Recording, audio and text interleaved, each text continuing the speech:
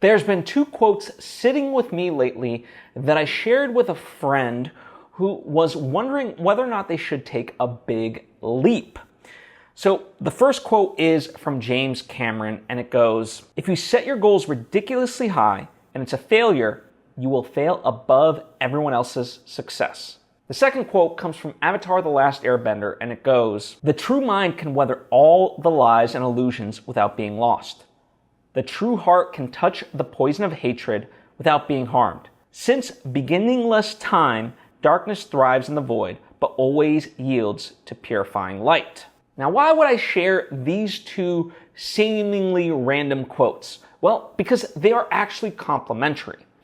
So allow me to explain. Most people operate out of a place of fear. Even if someone is successful and they're giving you advice, they're more likely doing it out of now a place of protection. They want to not have you go through certain pain or stuff like that, or they've taken their bumps and bruises along the way, and so they're coming from that place. Experience. Believe it or not, experience, while seemingly great, can actually have a negative impact, and that is that you operate from a certain place of bias, let's say, right? And it causes you to potentially shrink. And I don't like that. Let me give you an example from my own life. There's someone very successful that I know, and after having made my 2 feature films, they gave me advice of, hey, now that you've done that, why don't you just make short films and kind of get noticed that way?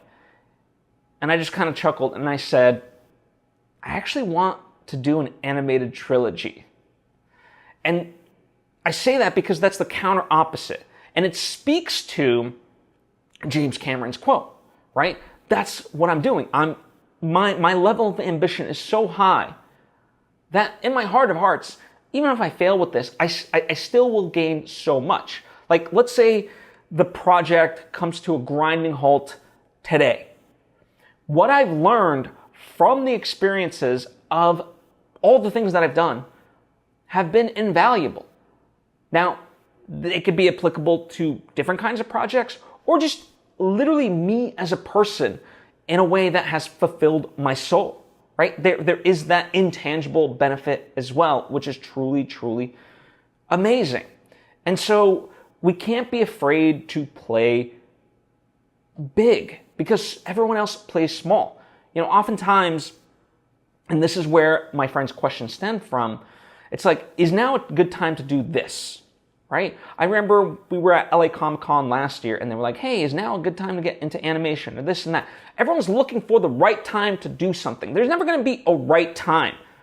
The right time is only in hindsight, but it's like with investing, the best time to invest is just start. Start right now, as early as possible, right? So no different than whatever your sort of creative pursuit is, that's the best time, right? Because trying to align the stars in such a way where like you just automatically succeed, it's not going to be that way. And especially in a creative big pursuit, one of the quotes from Robert Rodriguez that I love is, he looks at it in this way. Obstacles will come up no matter what. That's just the way it is. It's not like when someone wakes up and they go drive to work that they expect to get a flat tire. But it happens and you deal with it. And that's these projects as well. Now, again, it's not to say that, that there's not better times or worse times, but you're always going to have headwind. And by standing on the sidelines, by the time you realize that it's a good time to get involved, you're going to be too late. And so I'd rather put myself in the position, even if it's bad timing, to have the things aligned so I can be ready, right? And have that bold stance. Now, that's the aspect of playing big, right? The James Cameron part of it. Let me speak to the Avatar quote of it all. So one of the things that I look for is letting my work speak for itself, even if it risks saying a no. So very recently, there was a big meeting that I had regarding my project. And someone, again, that I respect and so forth, advised me against moving forward with one of the aspects that I wanted to present within the pitch, because it could risk getting a no. Now, again, that's fear-based, right? For me, I wanted to go ahead and do it because if it risks saying the no, to me it was okay, because then it just shows that the project is not correct for them, right? Why should I play smaller? And why should I try to just fit within a box, right? And it's not like, listen, obviously there's being egotistical, narcissist, toxic, whatever else, right? This wasn't that.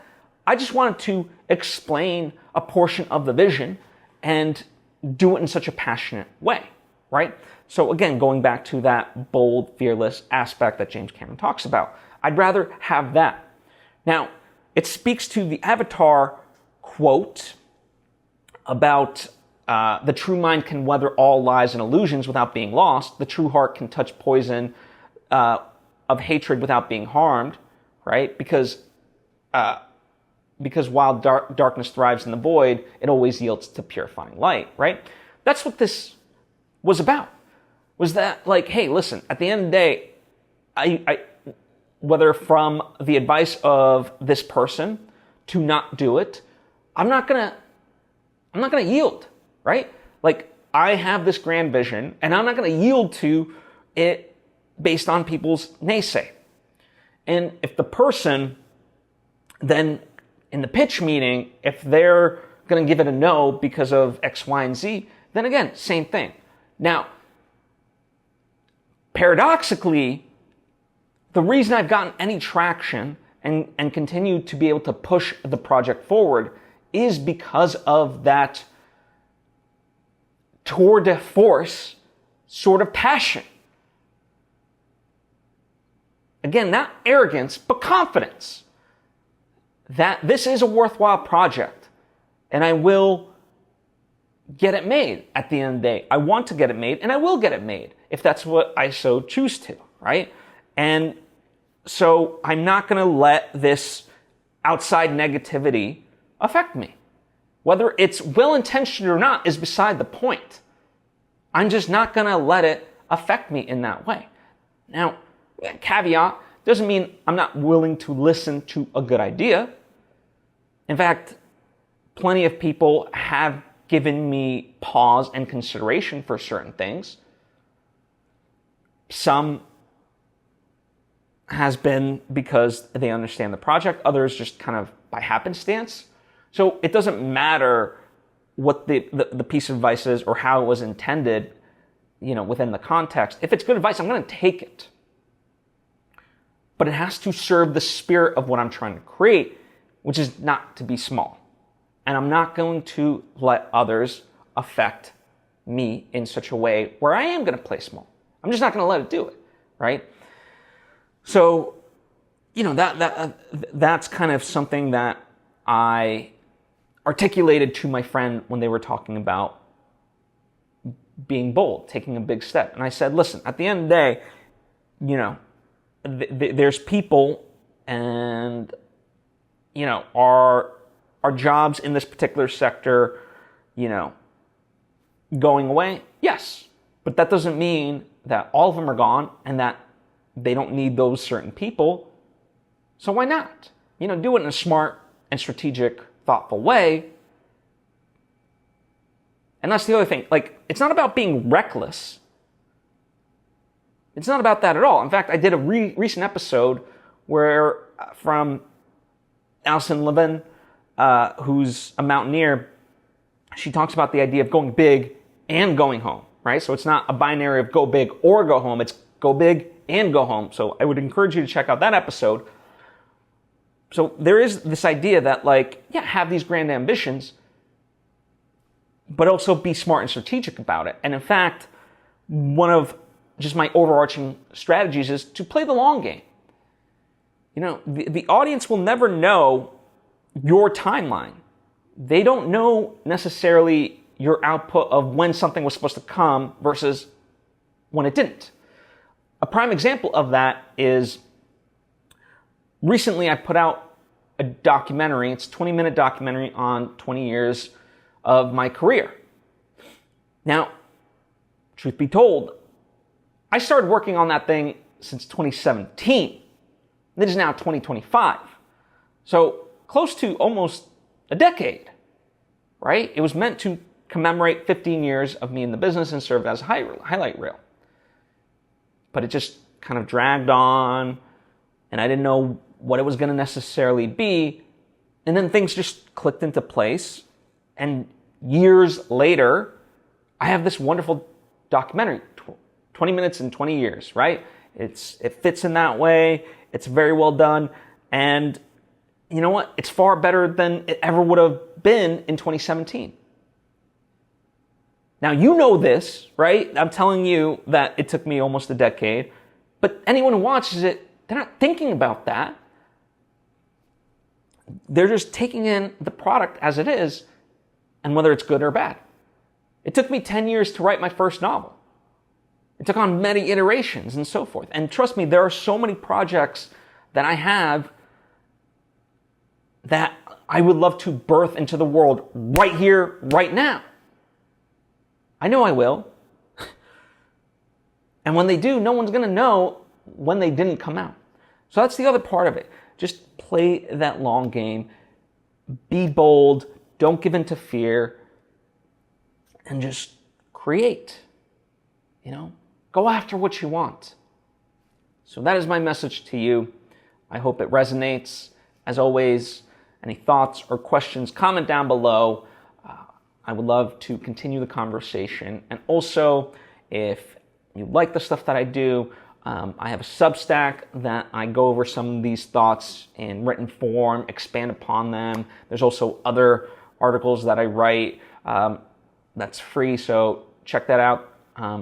Substack, it's linked to in the description box. And if you want kind of more